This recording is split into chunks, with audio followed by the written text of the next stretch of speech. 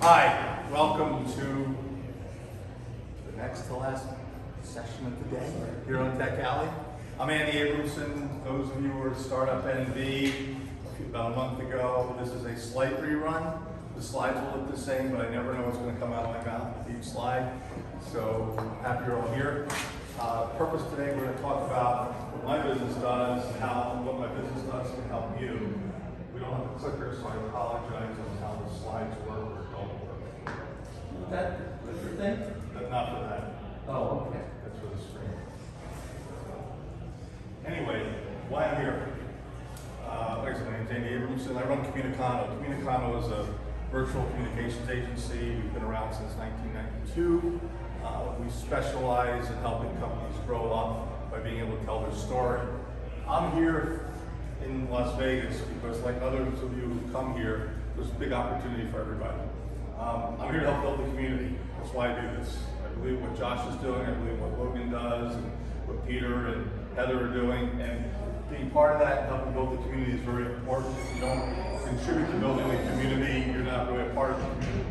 Second, I want to help solve the capital crunch. Anybody who thinks there's money going into startups in this city, you're dreaming.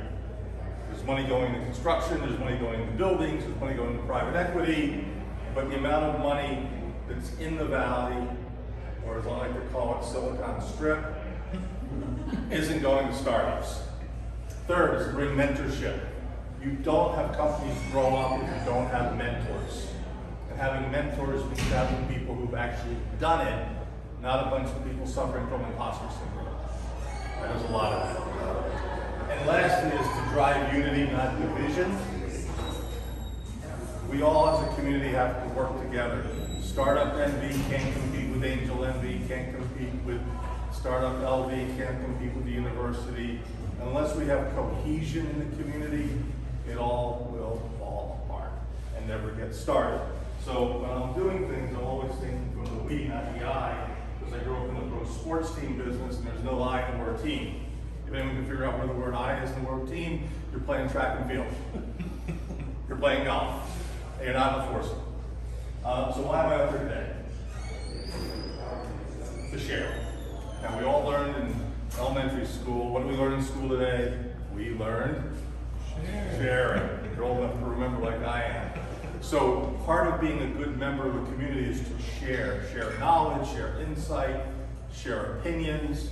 Most of all, share something that you didn't know before you got here. And if you walk away knowing one thing more than you knew before you walked in here, I did my job. If you walk away with more than one, I'm really happy. And if you feel energized and enthused that you can do something different tomorrow than you did today, I'm really happy. So I'm going to ask you, how do you feel today? You seem fine.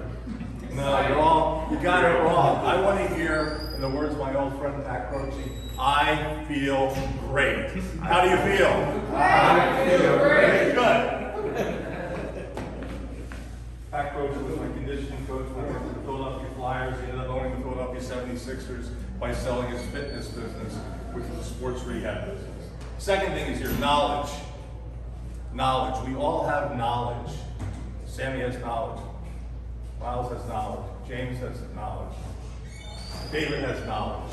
When you're here, you're here to get knowledge. Talk to people. Find out how they can help you. Find out how you can help them. Share knowledge. That's what we're doing up here today. We're sharing knowledge. Experience. I have the scars in the back and the baldness in the head and the gray underneath. I got a lot of experience. I've been working in marketing and communications since I was 14 years old. There's a note on my Facebook page that I showed James today that demonstrates something I've said about myself is totally true, because one of the people who was there put it on Facebook today saying, and when you did this, and that to me is validation of experience, but I didn't need validation with my old friend didn't want it. Mistakes. Who has never made a mistake in their life? Anybody? Sociopaths. I make mistakes every day, because if you don't make mistakes, you're not making decisions. So one of the things I hope you learn as we talk today is about making a mistake is a good thing. We call that tuition. That's how you learn. You learn not to make the same mistake a second or third or fourth time. It's like getting knocked down. So get up. Don't just lay there, get up. Mistakes are good in business. Mistakes are great in startups. Part of what we do is work with startups every single day at various stages of their lives, and the MVP model is all about fail fast.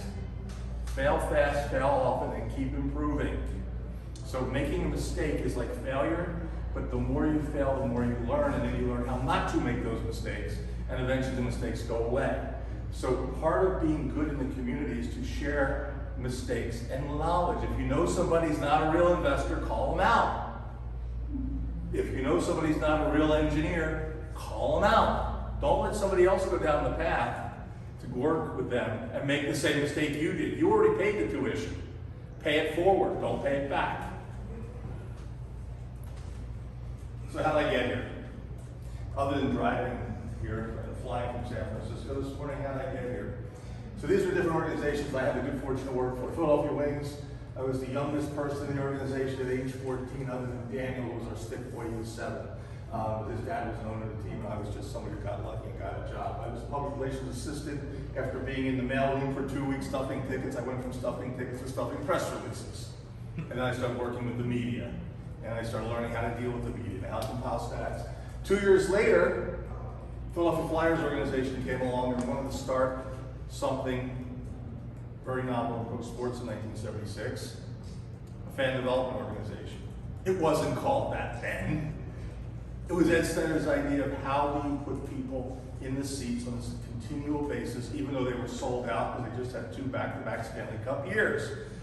His vision was to get kids playing hockey, promote the sport, and develop interest in it.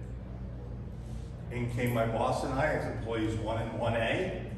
You know, my name's Andy, I'm 1A. And we started an organization in 1976 that now exists as an endowed organization from Ed Snyder called Snyder Hockey. We were the progenitor, in the words of his son Jay, who I worked for 4 years. Left them for a basketball team. It happens to be doing really well now. Back then they weren't doing as well. I was in San Francisco, the game was on against the Lakers. My winemaker friend was rooting for the Lakers. I said, I guess I have to root for them because I used to work for them. And they're doing really well. I actually told my 8-year-old son, who's a huge basketball fan, a month ago, watch out for the Nuggets. So I worked for Denver Nuggets. I was in corporate sponsorship. That was selling the ads that you see on in between periods, or in between commercials, as commercials, all the signage around the building, the suites.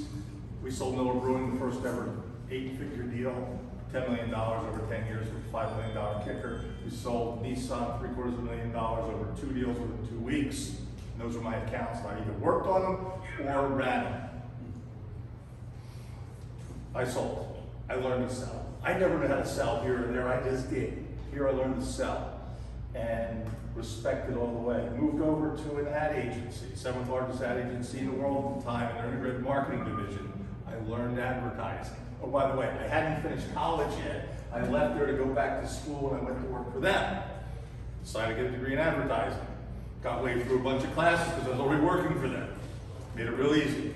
We were in integrated marketing. We did things, everything from movie deals to cable to home video stores to Mattel's Hot Wheels to MCA Universal. Was involved in the Godzilla opening of Universal Studios in Florida. I remember the brainstorming session on my car ride home from school as we came up with what we were going to do with Godzilla in 1990 as part of an out-of-market marketing program with airlines and hotels and everything else for Universal Studios in Florida.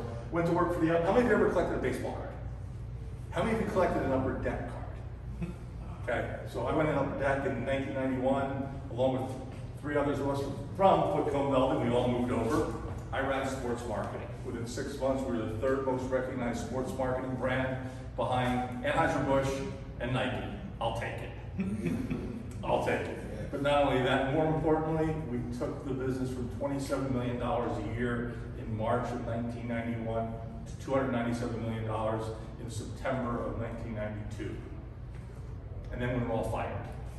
Because we did too good. How could you do it again? Along the way, I then ran the Celebrity All-Star Hockey team for 10 years. It was a property of FCB that we took with us when we went to Upper Deck, and we kept it with us. Over a 10-year period, we raised $6 million for charity across the United States and Canada. What had happened was I had worked for the Flyers. I brought this team in 1988 and sold out the Spectrum. Raised $300,000 for charity. What did Tony, who was the guy there, do? He hired me. So this is a little bit of the brands I've worked for. And then after all this, I started what is now Comunicano, which all the lessons I've learned there enable me to help companies get acquired by these brands.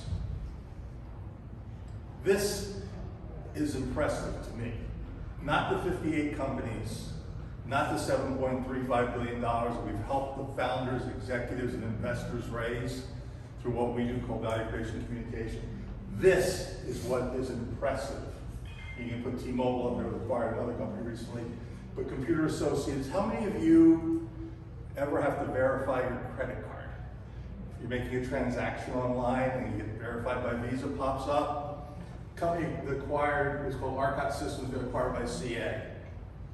If you do it with MasterCard, it's called 3D Secure, same technology.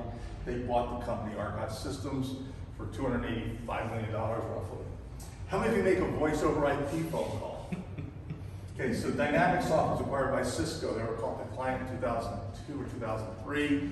The basis of all SIP calling, all voice over IP is SIP. That's what Cisco acquired. RIM acquired a company called Tungle. Intel acquired two different companies. Visa acquired a great technology from a company called FinSphere that we worked on, mobile location confirmation. If your phone is somewhere you're making a transaction, there's a good chance you're there. Why? 99% of most people report their phone missing before they report their wallet missing. You freak out when you can't find your phone. Wallet's missing, it'll turn up. IBM acquired a company now part of the same time with Dialogues. Google bought two. How many of you have a Google Voice number?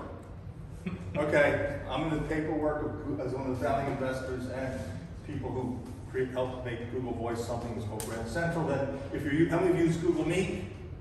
Okay, a company called Global IP Solutions. We were hired specifically to get them sold. We had a short list. Google was on the list. How did we get them close to Google? We helped create an event called Ecom, made sure that the organizer invited the Google people to speak, and we put the Gibbs people right next to them, every single place, on the panels, in the booth, until they got to know each other. That's accelerating a relationship. Who else? So, how many of you ever gone to StubHub and bought a ticket to a sporting event? That was our second or third exit, StubHub to eBay. I made the most money on that one. Because they called me and said, we don't have any money, we're running out. Can we skip what we owe you and we'll give you stock? It was the best decision I ever made in my life. So, and other companies, Vonage bought two voice over IP companies, GoDaddy bought a company out of San Diego called Freedom Voice that we worked on, and the list goes on and on and on. But what do we do that has helped those companies? What we do is called value creation communication. And value creation communication is all about the story and how you tell it, because you have to have a story. Everybody has a story. You go to meet a woman in a bar, tell her your story, don't you? Am I right? Yes. You meet somebody when you're working out, you're in real estate, you tell them a story. Everybody has a story. And it all begins with a story, because it doesn't end with it. It starts. It's like Charlie Palmer used to have Ariel, always said a meal starts with wine. It all starts with a story. A story is what you say. It's okay. There's a lot of people who go into the bar and have a story. Do you think the woman really buys it? Or the guy really buys it? Maybe, maybe not. Is it true? Is it not true? Is there a lot of exaggeration? Yeah. Probably. So a story is what you say. More important is your legend. If you don't have legend, your story doesn't go anywhere. A lot of people don't have legend. Never saw him before, don't know who he is. Never heard him talk, never met him, never saw anything he did. Legend isn't what you say. The legend is what they say. When they say, great at this, great at that. Reporters build legend of athletes. Reporters build legends of companies because they start to provide information as, from their perspective, not yours. But there's another part of a good story, and it's the backstory. If you don't have a backstory, you've got no legend and you've got no story, because there's still nothing backing it up. Hence the word, the backstory. When the feds create a legend for somebody who's going in undercover, the first thing they create for the legend is the backstory. Where was the guy in jail? Who did he kill? You know, who did he steal from? What did he do? That's the backstory. Those are the facts and figures that support what you say and what the person who's vouching you for to say. I think that example of somebody who's an undercover agent is a great one, because somebody else vouches for him that he's credible or she's credible. So this is supporting facts. So, story, it's not what you say, it's what they say. Stories get told over and over and over again. You tell your story all the time. James tells a story about Jewel Fit. Miles tells a story about what he's doing with official whistles. Everybody does a story. Everybody. David tells a story about Bunker Labs. Everything's a story. Stories get told. That's okay. They need to be retold. If your story isn't able to be retold as if you told it yourself, you got no mojo. You got no story. You got no swag. You got no swagger. It's not going anywhere. You got no legend. You got no legend. Correct. Very good. He's learned one thing. Yeah. Can leave. You can leave. I heard one thing. Very good. But please stay. The way we build stories is around what we call the architecture of identity. The architecture of identity is the foundation that my good colleague of 20 years and friend of 25 years, Bill Ryan, invented when he was helping launch a company of 3 guys in a trailer outside of Stanford University in 1990 something. It's called Yahoo. A couple years later, he was working for a computer company called Next, his agency was, and another company called Pixar. When the CEO of the 2 companies says, I'm going back and I'm restarting where I started. That was Steve Jobs going back to Apple. Bill was part of the kitchen cabinet and has been a friend ever since. But he was part of it. Every 2 weeks there would be a meeting of Steve, Bill, a guy named Lee Cloud from Chiat Day, another person named Mark Kwame from CKS, and another person named Dave Carlick. And they were the kitchen cabinet that Steve Jobs would talk to. His own people weren't in the room. They might bring things in, they might show a little something. Bill was in the room when the first Chiat Day ad for the iMac came in, and Steve looked at it, and he looked at it, he looked at it, put it down. He said, this would be a really good ad if we were Dell or Gateway or HP or Packard Bell, but we're not, we're Apple. Go back and do a better ad. And that's when they came back 2 weeks later with a better ad, which is the white space layout that you now see and have seen since the 1990s, since 1998. Bill was also in the room, and either he named the iMac, or he said, why don't we call it the iMac, because we're already calling that the iMac as a working title inside. So Bill's been with me ever since, and he's developed this architecture of identity, and we've refined it over the last 20 years. First thing, what is your vision? What is your vision? So important. What is your vision? Vision is something you keep close to the vest. You don't share it with us. You don't share it with the world. You have a great vision. What is your mission? What are you setting out to do? That you can publicize. Very important. Your vision and your mission. What are your voices and values? What do you believe in? What do you stand for? Truth, justice, the American way? Have a better idea? Bring great ideas to life? What's your voice and values? How do you want to be known? What's the Miller Brewing with Miller Lite, less something, more this, more that? I forget, I don't drink beer. Less calories, more fat. Great taste. Great taste. Well, there you go. Great taste, less filling. That was their voice, their tagline became what they were known for. Great taste, less filling. Coors was the king of banquet beers. Silver bullet. Yeah, silver bullet. So voice and value is the second part. Third part is positioning. How do you separate yourself from the competition? Now those 3 areas, mission and vision, voice and values, and positioning, is how you see your own business from the inside out. Very important. This is how you project yourself outwardly. But that's only about a little over 3/8 of the problem. Telling your story is 8 different pieces, and then there's how the outside world sees you. And you have to be able to shape that story so what they tell about you in legend is supported by the backstory, but the way they see you from the outside in starts with this word, relevance. Why are you relevant?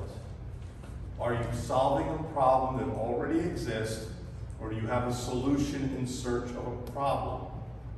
Now, if you're solving a problem that already exists, you're halfway there, because you have an audience and you have a subject that you can speak about. If you've invented something that doesn't have a isn't a solution to something that exists, you have to create a market. So when we build stories, one of the things we look at is, are you relevant and solving a problem that exists today, or have you invented something we have to go figure out how to build a market? And believe me, that's no fun. You better have big budgets if you're going to do that, because you have to make the market. So relevance is key, because positioning is gravity, relevance is the big bang. That's what gives you that big push. Next is superiority and differentiation. What makes you better? What makes you different? You know how many companies are out there that says, oh, we do this also, me too. We can do that, me too. Me too, me also, me too, me also. Yeah, I'm a car, I have 4 wheels. Yeah, we have a car too, it's 4 wheels. Yeah, I have a car, it has a headlight. Yeah, my car has a headlight too. You know, okay, fine. My car goes 300 miles an hour. Oh, my car doesn't. That's a differentiator. The new Rimac car goes really fast. Faster than Tesla. Also costs like 20 times as much as Tesla. But what I'm saying is, what makes you different is what matters. There's a lot of sameness out there. Oh, I have a store, so does my neighbor's store. But we sell X. Oh, everybody else sells Y. We sell X. Oh, we've got better X. So superiority and differentiation are key to telling your story. Ecosystem competency. Are you the company everybody wants to make a deal with? I violate Me Too a lot. Are you the prettiest girl at the dance and everybody wants to dance with you? Ecosystem competency. Are you the best dancer on the dance floor because you're a guy? Every woman wants to dance with you. Yes. Okay. All right. I'm equally, Me Too, I don't care. I violate both sides. So the reality is that when you get into ecosystem competency, you are in a position to be able to work with everyone. Great example of a company that's ecosystem competent is Microsoft. This stuff's not the best. It rarely is. But everything works with Microsoft. They create ecosystems so everything works with Microsoft. They have the money to build the market.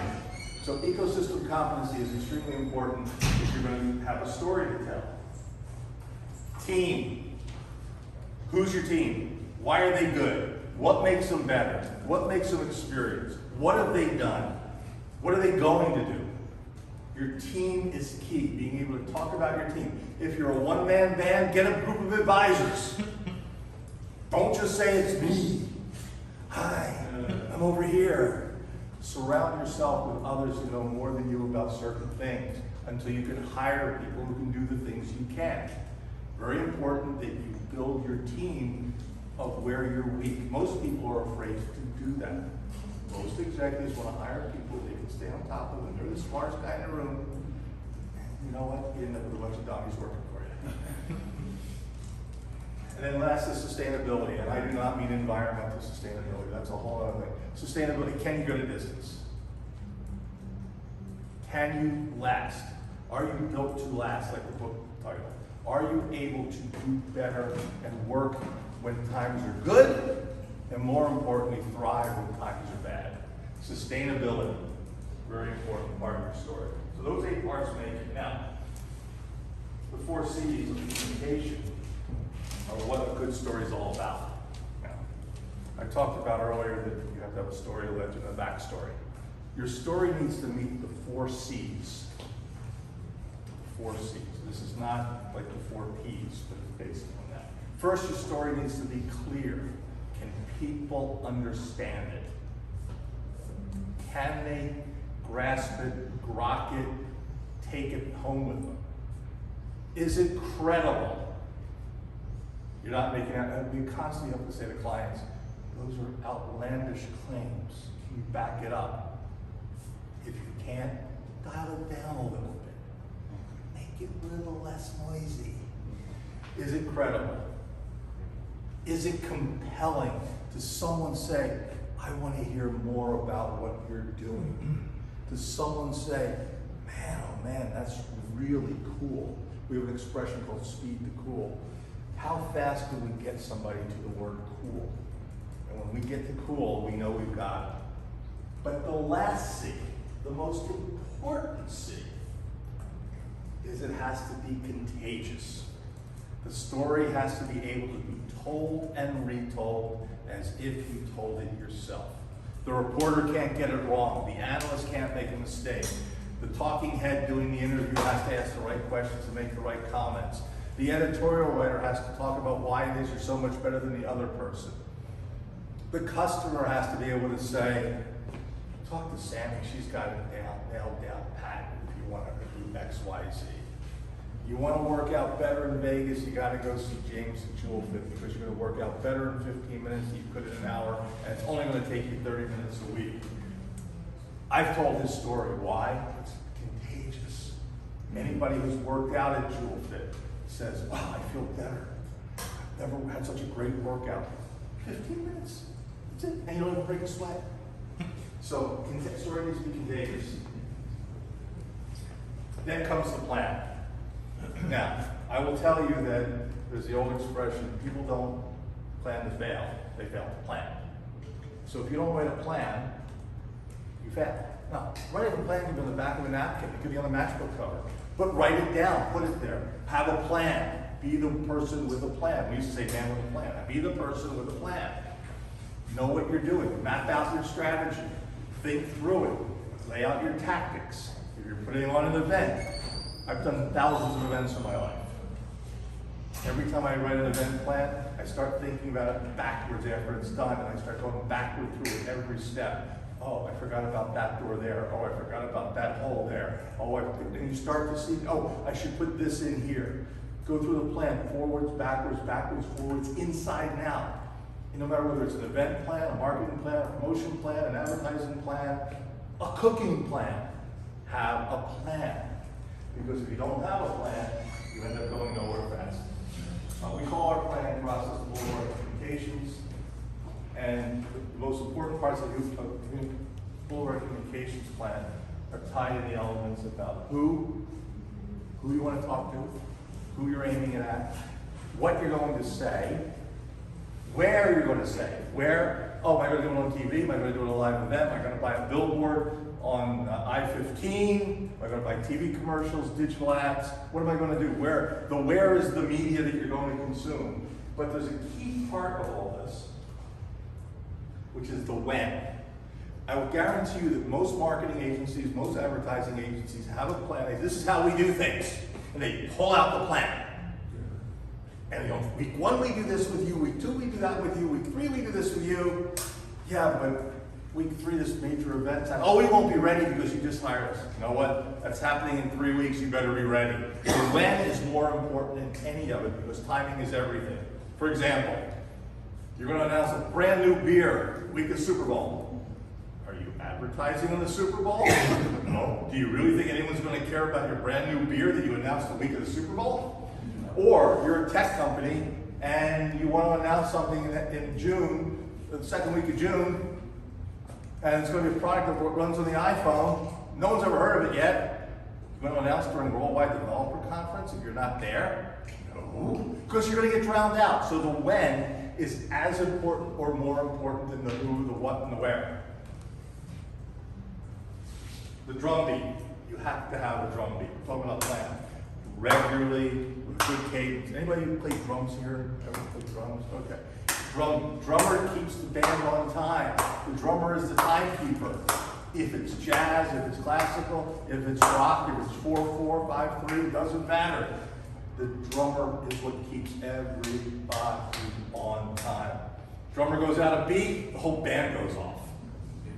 You know how hard it is to recover when they go off? Drum beat in marketing is very important. You have to have a steady drum beat. You do that right, the next thing that happens is rolling thunder. It starts to build. You get more people knowing about you. You start to accelerate what you're doing. You start to push out more information. You start to show up at more events. You start to do more. More people are talking about you. Everybody's asking about you. Rolling thunder, it's going down, and it starts to become unstoppable. Good companies know how to go from drumbeat to rolling thunder, and it can happen very quickly or it can happen over time. You do that right, you have raving fans. Now, remember we talked about it's not what you say, it's not what they say. Raving fans are they talking about you. If you do it right, you can dial back your ad spend because everybody's talking about you. You can slow down how much media coverage you need because everybody's speaking about you. You can slow down selling because you got too many customers now and you can't produce fast enough. Raving fans are what you want in business. Somehow you get them by influencers. Influencers are a necessary evil. When I wrote the first plan for Nokia in 2005 to create the Nokia Blogger Relations Program, it was the first ever corporately endorsed social media program ever. Ever.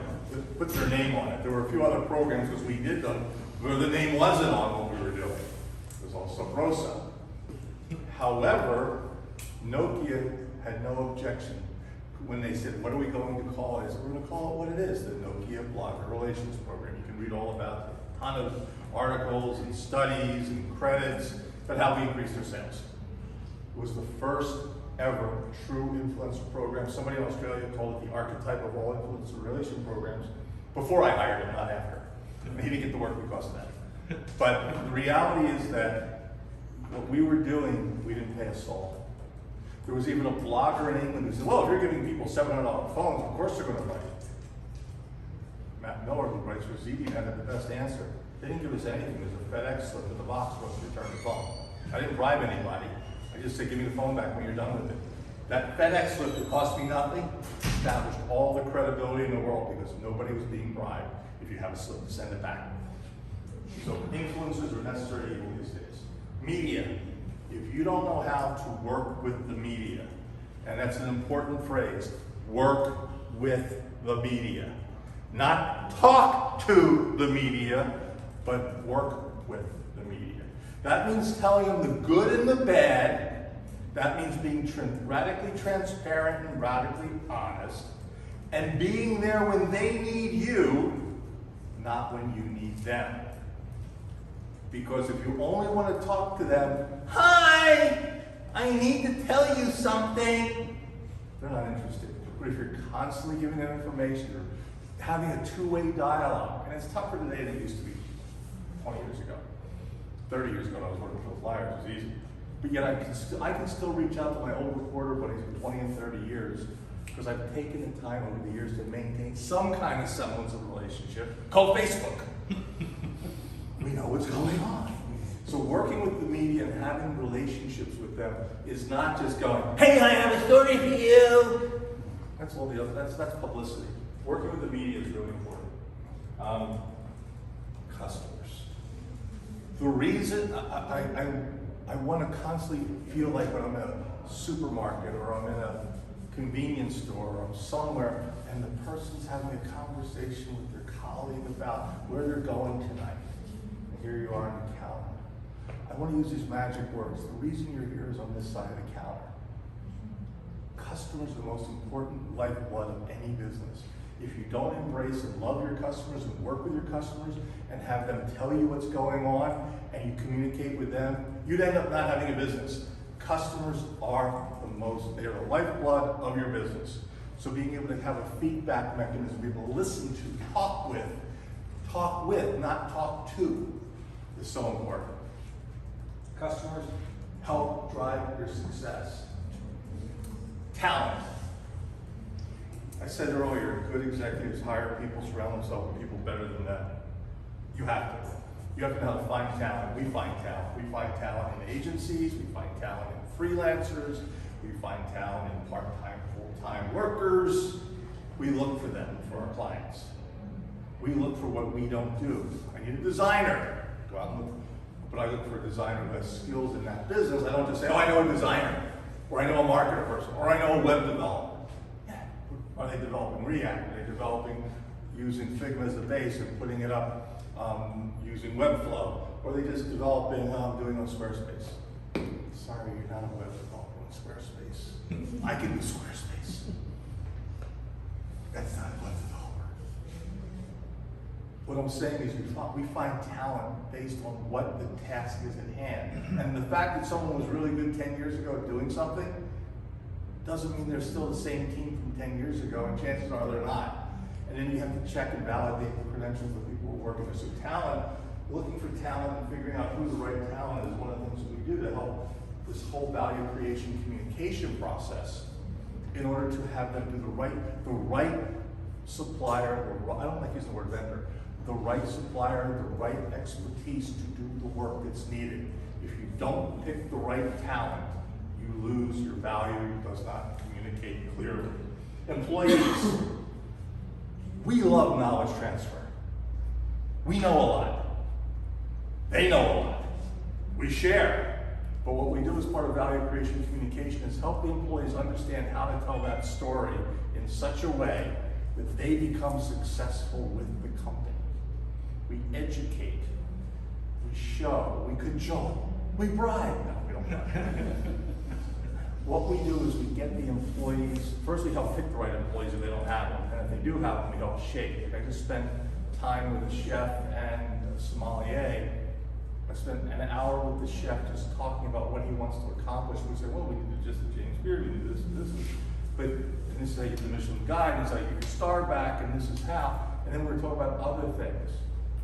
And I was talking about the SOM, about how we're going to change programs around, how we're going to promote, how we're going to market it, how we're going to turn these events into something intrinsic. And I was talking to the GM of the hotel and the owner principal, called the asset manager, and we were talking about how this wine program that we created for the hotel is going to be an integral part of everything they do to sell against the competition, because they have a differentiator. So I'm working with the employees to help reshape what they're doing. I'm not doing the work. I just come up with good ideas. Then I do the other part. I bring the winemakers. But I put the program, I lay it out, but I'm working with som, chef, publicist, marketing person, owner, GM, to put it all together as a catalyst. So in order for value creation communication to occur, so that hotel sells more, has a higher book value, that property has a higher book value, it has to create value by having more business there. It's simply sell more rooms, sell more food, sell more wine. But it's how you put all the pieces together that drives value. And it includes the communication methodology out through social media, out through the media, out through the wine media, out through the local media, out through owned media. So working with the employees is one part of solid value creation communication. Hiring. We get involved in hiring. We help people figure out, is that a good hire or a bad hire? I love reading people's LinkedIns. Used to be you look for people with somewhere for 10 years. Now it's over 10 months.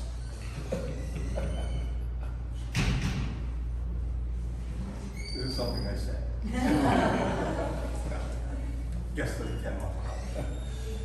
Hiring is very important. We help shape what the job description looks like, what the ideal candidate is.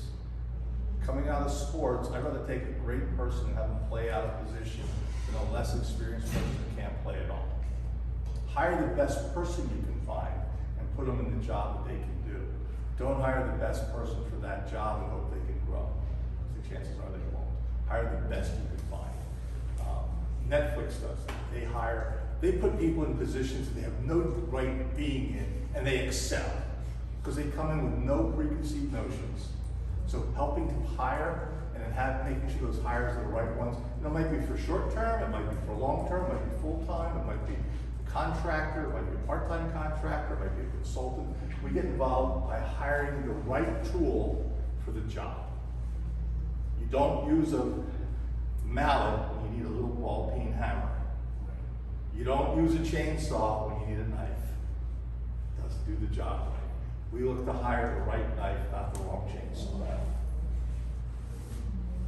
Freelancers. Freelancers are, in the old days, I was a freelancer. I'm full-time, we're freelancers. Freelancers are over there. They had a different name, and their different initial. They work for Microsoft. They have a V in their email address. That's how you knew they were a contractor. They had a V. I don't think they're doing it anymore. Freelancers are great. They're specialists. They're really good at what they do. To hire the right one. Whether it's a copywriter, an ad writer, a designer, whatever, freelance architect. They're really good at that. Freelance architect is really good at designing a house. Don't ask them to do a building, but houses they're good at. Well, this person's a building designer.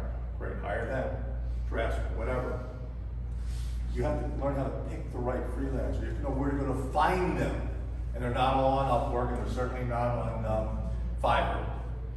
They're good if you find, you can go through a lot of them, $5 an hour, $5 a job, until you find the right person. Now it's 10, 15, 20 for the right ones. But finding the right freelancer is usually finding a specialist. It's like a vascular surgeon versus a general practicing doctor. Trust me, if you've got a problem with blood clot, you want the vascular surgeon working with you, not the GP. Yes, the GP can diagnose it, but you don't want them going and cutting. So it's the same way with freelancers. Sourcing is specialists. You want to find specialists. People who really know, like in design, people can do a 3D design or can do a two-way cutaway. It's an art form. Not every artist can do that. You might be doing a sneaker. You want to find somebody who knows how to do a two-dimensional cutaway of an insult so it comes to life. And there's only so many people who are really good at that, other than ChatGPT and OpenAI. Because right now they're the best at everything. Just ask them. Going up OpenAI, they'll tell you, like, no, I'm joking around. I actually don't. I love that stuff. I use it every day. But a specialist, you have to find specialists in every aspect of the communications mix that you're telling. You want to make sure you find that specialist because they're going to help propel your story better, in a more succinct way, in a more complete way, in a more organized way, because they think that way. They're specialists. Agencies. Agencies are great. Anyone who thinks agencies are great? Come on, you're an agency guy, yeah? Wait, agencies suck, you're gonna say? But seriously, agencies are a repository of knowledge. We are the most strategically general group of people you'll ever find. We know an awful lot about an awful lot, but we also know just a little enough to be better than the client. But in reality, agencies bring an entire skill set that most companies don't have. The biggest skill set they bring is they have the time to do the work you can't do internally. Because, trust me, more people inside a company spend more time talking to one another and less time working. That's why they go to the agency to do the work, because people in the agency don't have time to talk to one another, they have to take care of the client. And it's all about servicing the client. They also bring incredible outside knowledge, outside perspective, and most importantly, good agencies, and we're a good agency, we call bullshit on bullshit. Because if you can't, if you've got a client who thinks that poop don't stink, and they're trying to spin a tale that's not true, somebody's got to call, because it's never going to succeed. Because if the agency can smell it, so can the public a mile away. Now, we wrap it, we spin it, we make it smell good. Now it's no longer poop. Now it's manure. And manure is great to fertilize with. So the next time someone says you don't stink, that's right, it's manure. But reality is agencies turn poop into manure. They turn lemons into lemonade. They are usually rescuers. They fix the problem before the problem gets known, and they create a solution set for you that elevates you a lot faster and a lot more efficiently than you can do it yourself. I love when people say, oh, we've got all these people internally. Yeah, and why are you talking to us? Why are you even having the conversation? If all these people are so good, you don't need to have a conversation with us. But you're talking to us. Well, yeah, we're kind of stuck. Okay. And then they try and get you to work with those people. You do the work, you hand it over. I like the Woody Allen model. Give me the problem, give it back to you all packaged up, ready to go, solved. So the agency role is very important in all types of communication. There's advertising, digital, public relations, marketing communications, direct marketing, sales promotion, integrated marketing, events, sponsorships. There are a myriad of different types of agencies. And by the way, no one agency does it all right. Sorry, they don't. Searching and selecting. We do searches and selections of agencies of people. I was told when I did a search for somebody last year by the agency owner, the #1 agency in the business. Knew them going in, they were the #1 in the business. And the CEO said, we've never been so thoroughly put through the ringer to determine if we were going to get the business the way you put us through it. Because we go deeper and deeper than other people do. My little secret, you're competing against him. You give me references, he gives me references. I don't ask your references from your reference, I ask about him. I ask his references about you. Because I know your references are going to lie and tell me how great you are. So I don't want them to talk about you. I want them to tell me what they think about the industry and who else is good. And maybe I might uncover somebody I didn't know about. That's how I use references. Because I don't want to know what your guy thinks about you. Because he already loves you, because that's why you're giving him as a reference. So is that sort of what they say about you? that's what they say about you. It's what the other guy says about you too. So when you search and select, when you get through an exhaustive search, you can't just say, oh yeah, I found these guys over here, I think we'll hire them. You talk, you ask, you dig deep, you talk to clients, you check their references, the backstory, do the facts exist? Like I was hiring a firm for a friend of mine in Florida last month. And I started talking to the guy, and he tells me who he is and what he's done. And he told me what agency he'd been with. I said, yeah, I fired him 5 times in 4 months. Because I don't have different projects in Upper Deck. I said, but I did keep Al Tortorella around. And I said, you know Al? He goes, of course I know Al. He goes, when I knew Al, he was in New York. I said, was he wearing suits? Yeah. Was he married? Yeah. I said, well, he was living in California wearing suits and no longer married. And we had a great talk. And then I knew, because he knew who I knew the credibility was there. But he goes, he also knew the real details like I knew. He brought up what Al's claim to fame was. And I said, well, it was that plus this, the Bhopal disaster and the Exxon Valdez, he did crisis management on it. I kept Al around for crisis management and other than that. But what I'm saying is the person and I were able to quickly, I was able to validate his claims based on what I know already. And people, and having photographic memory doesn't hurt. So I was able to pull individual facts down, right down to the year it happened. When you're searching and selecting for agencies, you better know more about the ones you're looking at and who you're talking to than they know about themselves. You're giving them a proctological exam, and it is not fun. Because you want to hire the best, you don't just want to hire somebody. My sports coming through, scouting. Next, brain acceleration. This is where the rubber meets the road. This is where you put your foot on the gas and you don't look back. You push and you push. When we were at Upper Deck, I coined the phrase market domination theory. We didn't just come into a market, we owned it. Years later on a hockey trip, Danny Gear summed it up best in how I developed that mentality. I didn't know at the time when I created market domination, because it usually meant going to the other guy's strongholds and beating the daylights out of them sales-wise. But Danny Gear summed it up on a hockey trip between Calgary and Edmonton. Danny Gear played for Buffalo Sabres with the Philadelphia Flyers, and some of my Flyer buddies were on the bus trip too, because it was an alumni trip. And somebody says, so what was it like playing against the Flyers, Danny? He says, well, going to their building, it was always a tough game. We were terrified when they came into ours. Memorial Auditorium? Yeah. Who would ever knew what you guys were going to do? The idea is to be more scary in the other guy's backyard than they are in your own home. It's to dominate, it's to excel. Brand acceleration, you are never looking back. Just like Satchel Paige said, I don't want to look back because I'm afraid about what's catching up on me or something like that. You want to push and push and push. You start getting momentum, you push more. You get more momentum, you push harder. You go into the point where the other guy says, I have to leave. This is all part of asymmetrical warfare. Asymmetrical marketing has its roots when I look at brand acceleration in the era. 3 best examples of asymmetrical warfare. Number 1, Hannibal used the Alps and the elephants coming down the Alps to beat his competition. George Washington took the munitions away from the British. and use it to fight them with. And the most devastating use of asymmetrical warfare tactics we've ever seen in this country was 9/11 and Osama bin Laden. Use our own infrastructure to hurt our economy, hurt our country, hurt our people, and cripple this country for months. That's asymmetrical warfare. When you think about marketing, you have to think of things asymmetrically, using the other side's strength against them.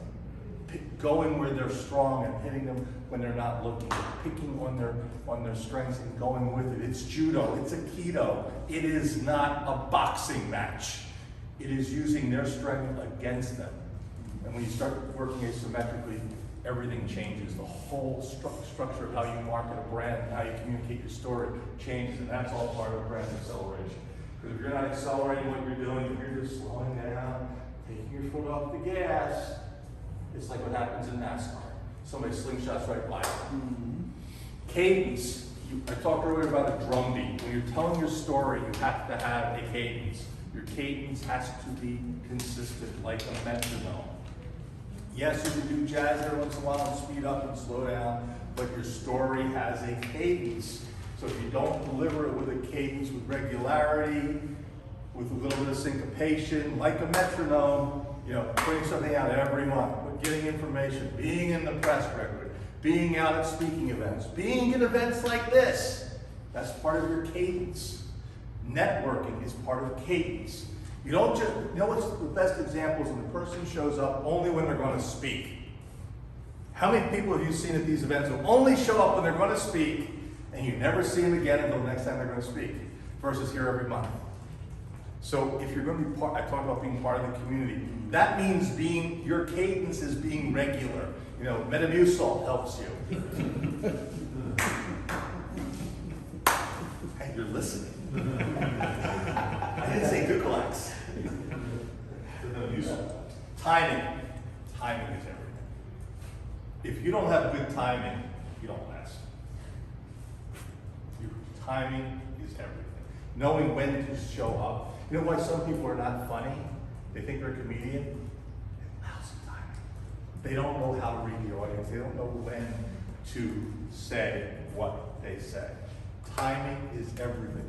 Good questions at the end. Timing is everything in marketing and communications. Knowing when you're going to say it, when you're going to put something out, how you're going to say it, and to whom you're going to say it. You certainly, it's the old story, you don't put a turd in a punch bowl. Repetition. Over and over again, you need to reinforce what you have to say. You say it over and over again. When people say, what do? I exit companies. I've said that line 1,000 times in the last couple of months. I exit companies. That's what I do for a living. I help companies achieve liquidity. How do I do it? Value communication. Value creation communication. Over and over and over again. Repetition. Writing about things on a theme. Repetition. Conveying a message. Repetition. The biggest problem that most companies have, they give up on their story before anybody else has heard it. I can't count the number of times a CEO has said, I think we should change what we're saying. And I go, are you nuts? Why? Well, we've only been telling it for 30 days. Oh, but it's not working yet. No, but you've been living with it for 6 months. Advertising campaigns suffer from what's known as wear out. But the wear out is usually an internal function of wear out, not the audience's wear out. As a matter of fact, some of those memorable commercials lasted that long. Over and over again, a theme, repetition, repetition, repetition, repetition, repetition, repetition. What do we do?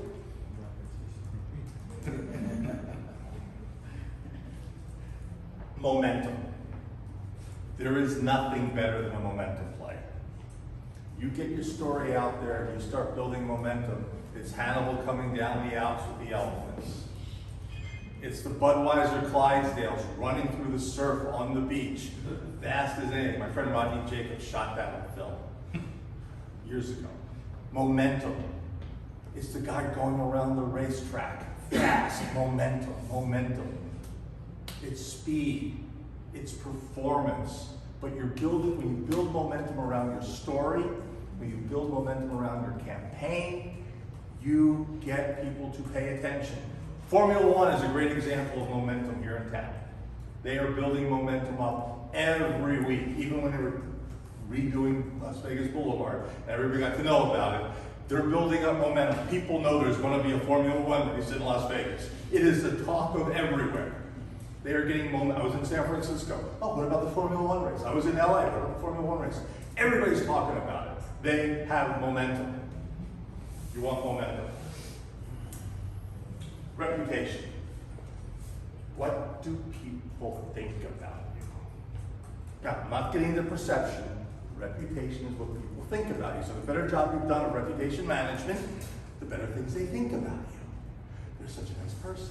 They do really great work. They're really good at what they do. Reputation. I won't go to the other side.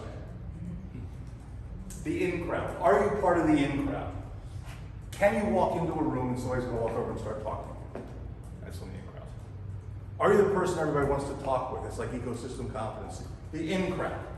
Brian Ferry, a bunch of artists who sung the song, I'm in with the in crowd.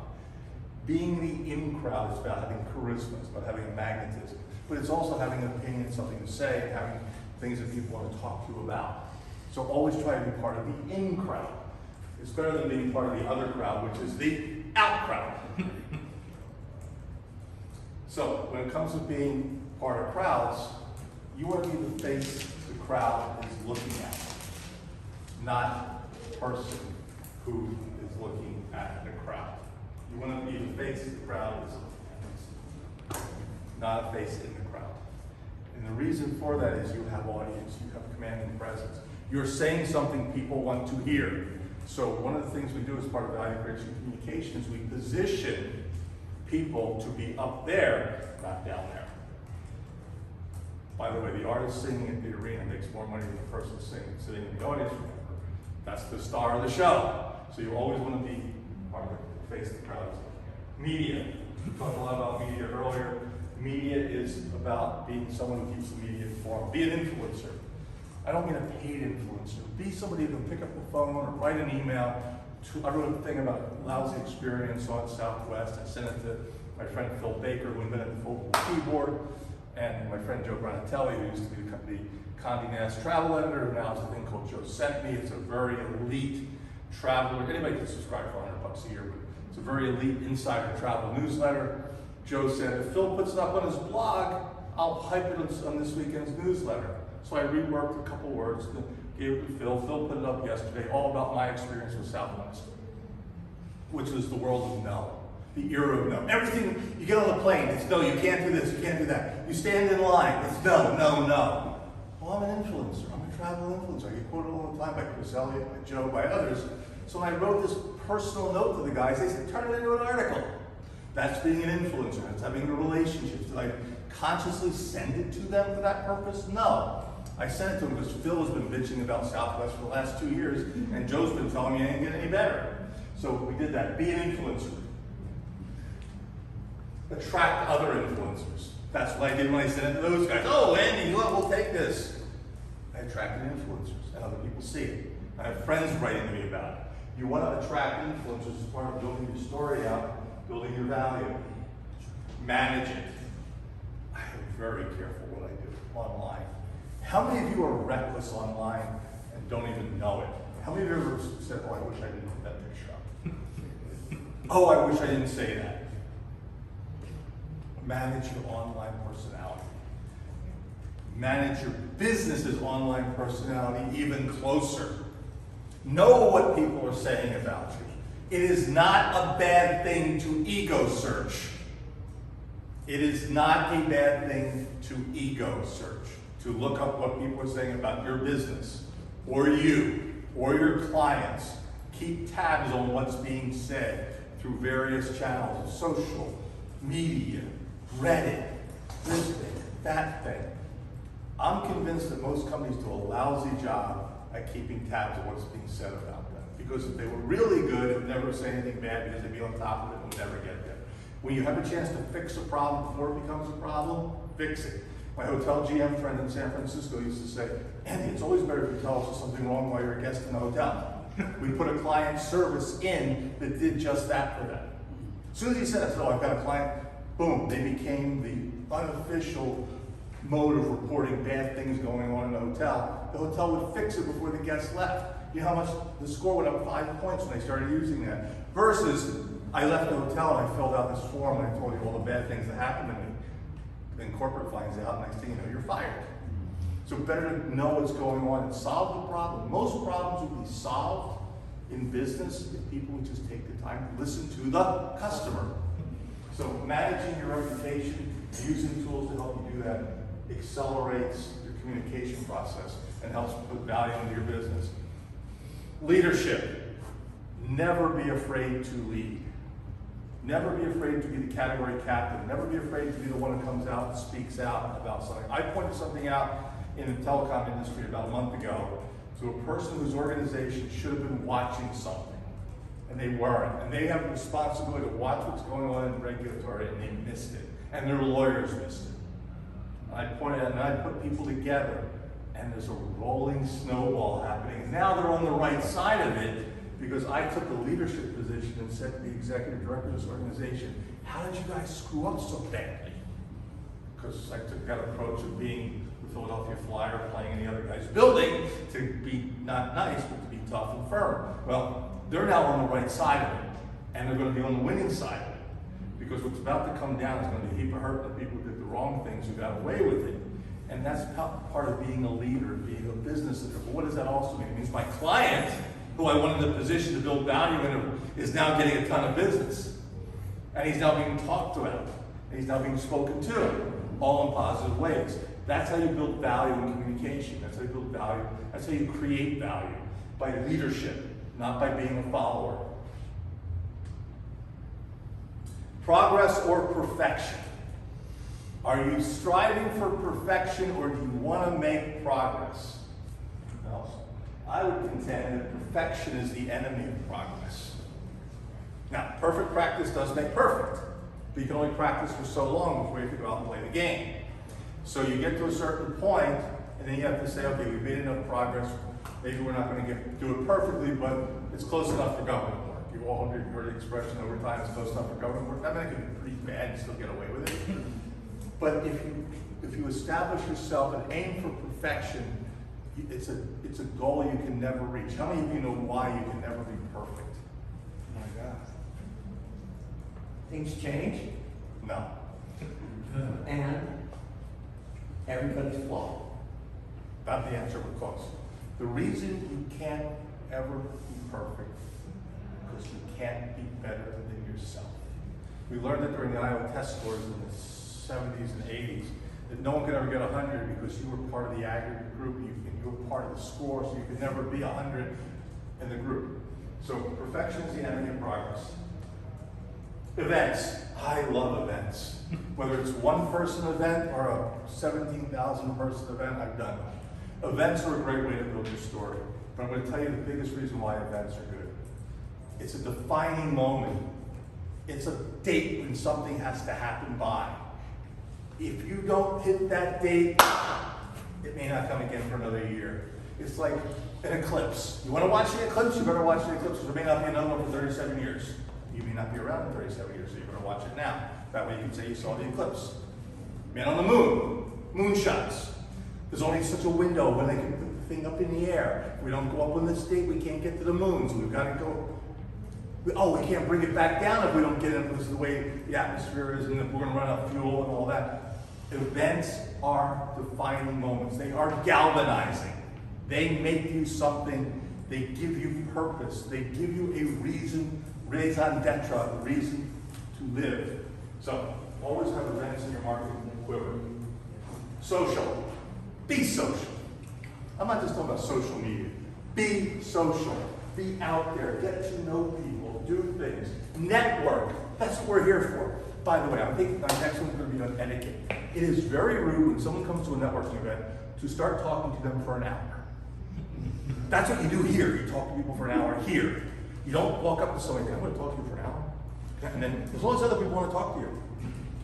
Other thing in networking, if I'm talking to Miles, don't come in and say, hey Miles, how you doing? Well, we're having a discussion. Learn how to read verbal cues. Learn, if a person's having a deep discussion and they're looking at each other like this, don't just walk in and say, hey, I want to talk to you. actually the thing I've seen the most of in my entire life. It's wrong, it's rude. Do you have any like tips for when somebody does that? When Yeah, it's- oh, I've done it, I've done it. Other than just looking there like acting like. Here's what I do. I just stand in front. Real simple. I did it once here where somebody, and I just, because I was having a discussion with somebody, and we were having an actual, it was a thoughtful discussion where it wasn't, Yeah. it was Meaning. thoughtful. Yeah. There was respect. We weren't talking loud. We were talking. If people are huddled together, that's not an open invitation because you have something to tell them. Wait, they're not going anywhere. Learn how to buttonhole somebody. Like when I left here, I walked over to somebody and said, I want to tell you about what's going on with this. Here's where we're at. The meeting's set up. And then came back and the person told me, well, I've got this going on. I said, great, are you available Monday for a call? Yes. Oh, I need to talk about something else. I was in and out in 30 seconds. Buttonhole people. Don't think you have to hold them for an audience. So networking is an art. Most people have never read the Letitia Baldridge Guide to Personal Etiquette in Business, or to Business Etiquette. I read that like in 12th grade, 9th grade, 10th grade, I forget what year. Big, thick book. Etiquette in business is a way you do it. Like I couldn't talk to somebody, I walked away from that seminar, sorry, couldn't talk, I had to go do something. The next person came back and talked to me later. Learn the rules of etiquette in business. Learn how to talk, when to talk to people. Sometimes it's better to say, I need to talk to you, can I give you a call? That's all you want to do with the networking event. If it's somebody you don't know, you start talking to them, give them your business card. Hey, look, let's catch up on LinkedIn. You learn to build your relationship. So networking is very important. And because those who network really well get business. Your friend in San Diego, Craig Knox, used to be the director of business development for Cooley, the law firm. Went to work Hughes Monroe, or a big real estate group. You go to them, you want to get a building, no one should know you're getting. Everybody calls Craig for real estate. Why? He networks to death, but he doesn't overplay his hand. He gets more phone calls from people he's met because he's really good at networking. Conferences. I love being at a conference. It's a chance to network. It's a chance to speak. It's a chance to tell your brand story. So if you're not telling your brand story at a conference, you're not telling people what you do, whether you're up on stage or one-on-one, you're not accelerating your brand. You're not growing your business. You're not getting your product ahead. Conferences are meant to be opportunities to talk about yourself. Unless you're on stage, and there's no selling from the stage. You don't sell from the stage, you impress from the stage. Selling from the stage, when I moderate, is a guaranteed two things are going to happen. I don't call on you again, and I never really get on another panel I'll moderate. And the third thing usually happens is, so he says, what do you think about them? I say, they try and sell from the stage, just all is a bunch of sales, no substance there. So learn how to use conferences to accelerate your brand. Announce something new at a conference. Do something about an update. Do something outrageous. When we were at Upper Deck, we would do all kinds of outrageous stuff. Learn how to take advantage of the audience, so the audience is able to then talk about you, that you left. Hey, we saw this really great presentation, we heard from this really great executive, really had good opinions, we should get to know them better. That's it. You want to walk away from a conference where people say, I want to get to know you better. I'm not talking the dating relationship, I'm talking in the business relationship, because business is a dating game, and it's how you play the game. Lunchtime. There is no more fun than lunchtime. Lunchtime is go. Lunchtime in sports is the opening kickoff of the football game. It's the first pitch of the game. It's the first tip-off of baseball. It's the face-off in hockey or lacrosse. It's the flag being waved to start the race at NASCAR. Getting ready for launch time. All the things you do, all the preparation you put in, launch time is what matters. You only get one shot at it. This is where perfect practice makes perfect. You only get one shot at a launch. Otherwise, it costs you a hell of a lot of money to clean up the mess you made and start all over again. So do it right, plan everything. We started talking about events, thinking from the front to the back to the front, the inside to the out, the outside to the in. Launch time, you have to think about all of the things that can happen, including what else is going on around the time you're thinking of launching. The number of times I've seen companies make mistakes by trying to launch on a day that somebody else is doing something bigger, And then they wonder, how come no one talked to us? Because you try to go up against X, Y, or Z. So plan your launch properly, just like a NASA mission. What else is there? Market research. If you don't do market research, half the time you're dead. Market research could be primary, which means you actually do it yourself. You find a whole bunch of people, you survey them, you ask them questions, or you do secondary research where you take already existing information and use it to form opinions. Normally what you do is you start with secondary, you get to understand what's going on in the market, and then you do primary to validate your thoughts and your opinions. Just don't do it like some groups where they use the numbers to lie. I don't like that. Not good at all. You never want to use that. You never want to use market research. Too many people use numbers wrong. How to lie with statistics. We all had that in college. That's stat 101. Stat 1 and 2, no. But seriously, good market research will help you define what you don't know. It will help you find flaws in your theories. It will validate what you're thinking or invalidate what you're thinking. I recently did a $365,000 marketing study, and it proved that the business was going in the wrong direction, thinking we would market completely. Missed demographically in the business plan, missed geographically in the business plan, and missed sexually in the business plan in the sense that they were thinking it wasn't one group when it was actually both. So good market research helps course correct and save mistakes. As I say, that $365,000 probably saved $10 million in bad ad spend in the future. So do your market research. Customer engagement. Engage with your customers. Talk to your customers. More importantly, listen to your customers. Communicate with them, send out newsletters, survey them, sample them, bring them in and discuss with them. I'm on one of the local banks. I'm part of their customer advocacy group. Once a week, they send me something. It might be mundane, or it might be their future ad campaign. I really have fun with that one. I don't think you're going to run that ad campaign now. Listen. Listen. 2 ears. Talk with one mouth. Don't talk with 2 mouths and listen with 1 ear. 2 ears. Listen. Listen to your customers. Listen to the market. Listen to the competition. Hear what they're doing. Hear what they're saying. More importantly, hear what they're not saying. Listen. Listening is a forgotten art in building your brand story. Because the more you listen, the more you have to figure out what you have to say. What gap can we fill in what we're saying? How can we leapfrog the competition? Well, if we're not listening, we're just talking, we don't know what they're saying. So listen. Communicate 2 ways. 2 ways. I don't know why things screwed up. I can figure it out. But 2-way communication. Have a dialogue. Don't just have a monologue. Have a dialogue. Engage your customers. Engage your audiences. Engage your shareholders, your stakeholders. Hear what they're saying and react to what you're learning. Back and forth. Delivery. If you're not delivering the goods, nobody's paying you. Gotta deliver. Don't just say we're going to do this and then not. Here's the deliverable. Deliver. Deliver on the promise. The brand promise. I've used the argument of brand promise when I deal with companies who do something wrong. I said, your brand promise is X, and you didn't deliver on it. And you get high enough in the food chain, and they go, oh shit, we have to do our brand. We've been standing on our brand promise for years, and now you're not delivering on it. You'll see how fast you get course correction. So delivery is very important. Deliver on what you say, deliver on what you say you're going to do what you're going to do what you say, and it's the old story, tell them what you're going to tell them what you told them, tell them what you told them, tell them again. Delivery is everything. Always deliver on the brand promise. Never let the brand erode. As soon as the company starts drifting away from the brand promise, they start to fail.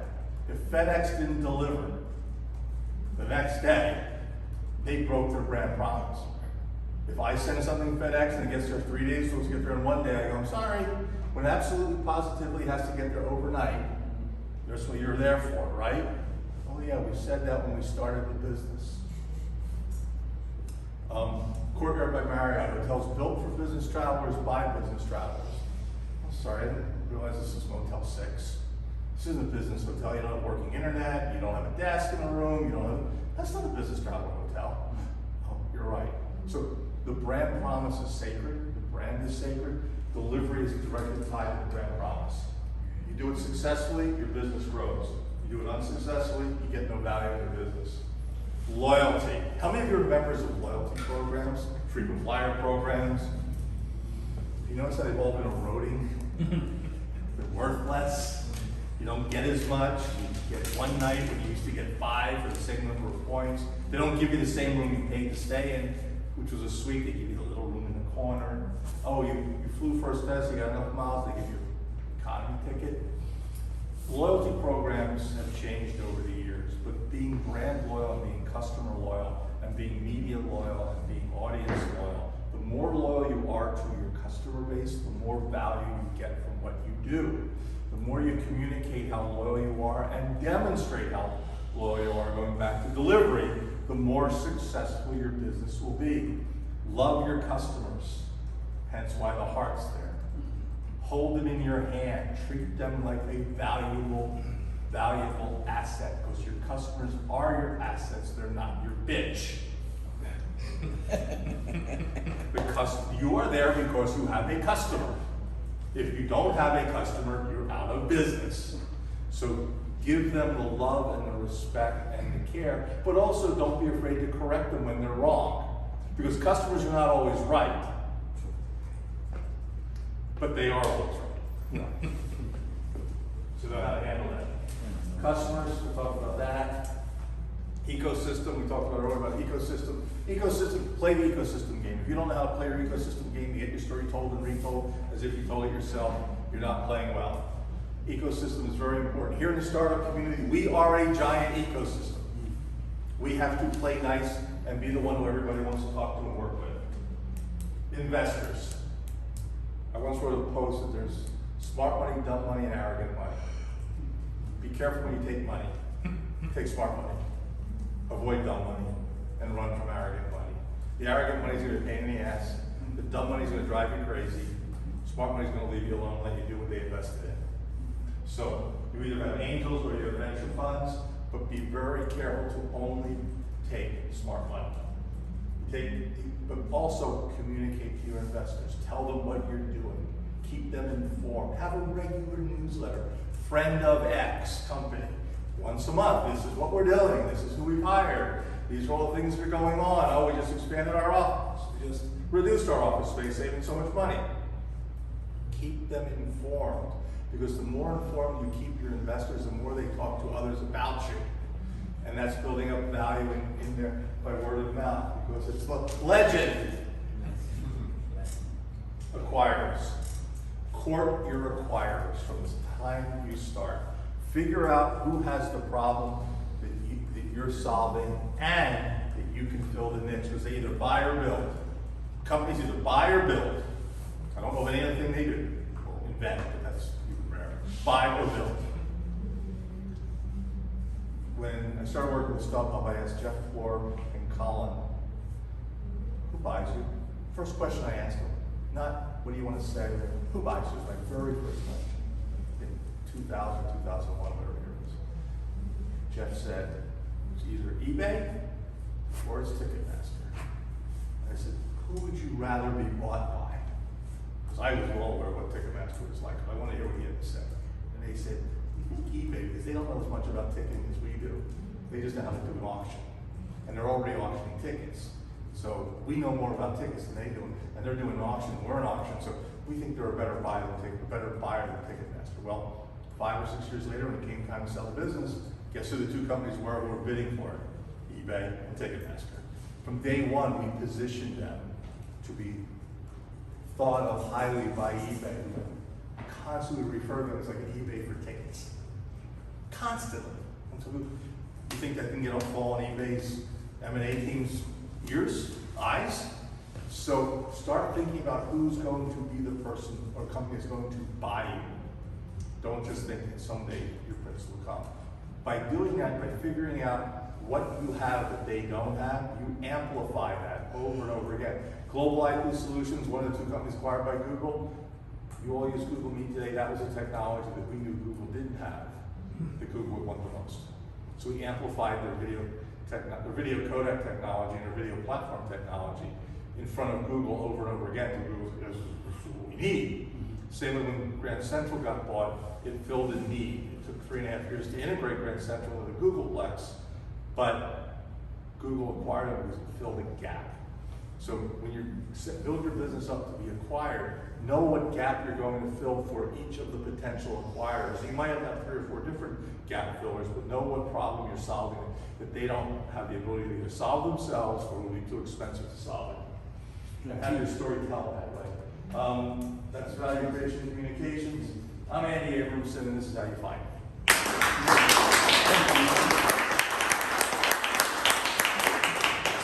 Now I'll take your question. Okay, it seemed like most of your presentation was focused on constant sales stream, whereas in my case, for example, I'm looking for acquisition. You're a what? Looking for acquisition, right? And my biggest obstacle is getting past gatekeepers. And I've had to pivot to adjust, which is fine. And it's like you said, intense. You're talking something, you've got things, but how when you're nobody or on the outside crowd, you actually get in? You got to practice all the things I just talked about, which is get known so that they come to you, not you go to them. Well, that's why I went to trade shows. No, but it's not about being only at the trade shows. It's about building your reputation and having people talk about you, your customers, your competition, industry people. What's your business? I have a patent for large-scale interactive communications. So you have a patent. Is it deployed anywhere? No. That's your first problem. The only people who won't buy your technology, they're a patent house or somebody who thinks it's blocking patent. Acquisition of patents has to be done usually through using the right patent attorneys to talk to people who have a need for it, or you have to sue somebody who's got a problem that your patent solves, or you have to sue somebody who's stepping on your patent. Patents are very difficult to sell if you don't already have the inside track by having the right people in the industry surrounding you. Next question. Did I do that good? There's no more questions? Well, Go ahead. I've got feedback, it's not really a question. You were talking about timing. And I want to point out, and people can do the research on it. If you sell too early, they end up with goose egg money, and someone comes along and captures. I agree. And if you sell too late, well, everybody else is in the The market. company I talked about, like, use the example, there was potential, somewhere between 200 and 400 million coming into the company, but one of the investors wanted to sell, and they sold for 40 to 50 million. They sold too early, we all lost to zero on what we got, and yet we all got something. I have another company we exited where the founders started with $500,000 and exited somewhere in the 8-figure range, and they own 90-some% of the stock, and we all did well. Why? Timing was right. They didn't wait. Could they wait a little longer? If they'd have waited until now, they would have gotten nothing because the market sucks. Next question. Okay, well, thank you. Yep, yes, sir. No, I just wanted your contact info. I came in late. That's right. I can't see the lights playing. Here. Thanks. Pretty big business card. Well, thank you all for putting up with me today. Thank you.